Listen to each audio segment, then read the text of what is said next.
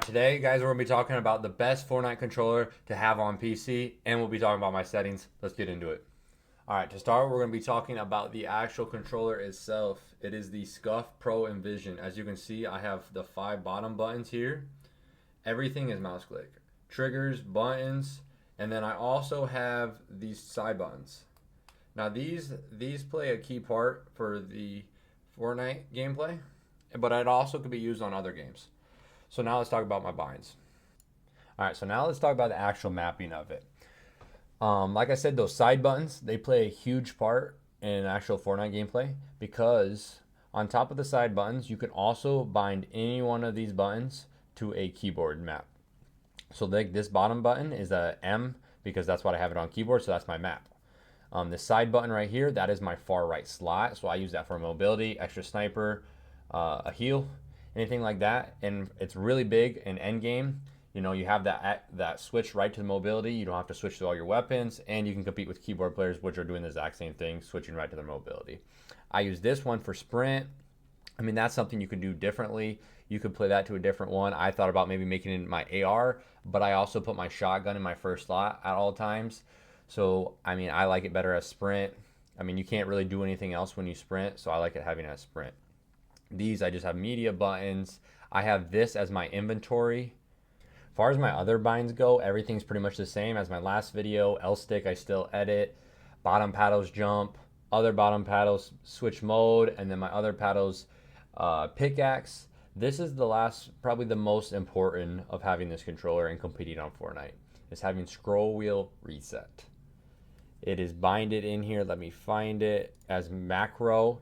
It's all scroll wheel downs. It's the same thing like they do on keyboard and mouse. When you just interact, you just scroll wheel down. It's the same thing. It's just a mouse click. And it is great. It works great. I'll show you some gameplay. All right, so basically let me show you a little clip of me resetting quick. Just like that. Quick resets. Pretty easy resetting. Literally same thing as mouse and keyboard. Just literally scroll reset. It's great. So great thing about this is you can also change the response curve of your triggers and your thumbsticks. I run linear on both. You can edit the dead zones. I haven't really messed with that much. I know people have tried playing out with it and trying different things with the dead zones, exponential, aggressive. You know, there's also custom. I don't think a lot of people have done anything. I don't think there's a lot of data on different things that you could do, but I just stick to linear. I'm a big linear guy on Fortnite too. And I also use linear for my joysticks. So you can also use exponential. You can also mess with the dead zones, but you also want to correlate that with your dead zones on Fortnite. Lastly, I'm going to be going through some of just the little settings you can have. I know a lot of people ask me questions about settings. Toggle sprint, I run off. Auto open doors, I have on. Mantle activation, I've messed around with that a little bit, but I have that as hold forward. Combat wise, hold to swap on. You want to have mark danger on when targeting so you don't mess that up with pinging stuff and having your marker in the way.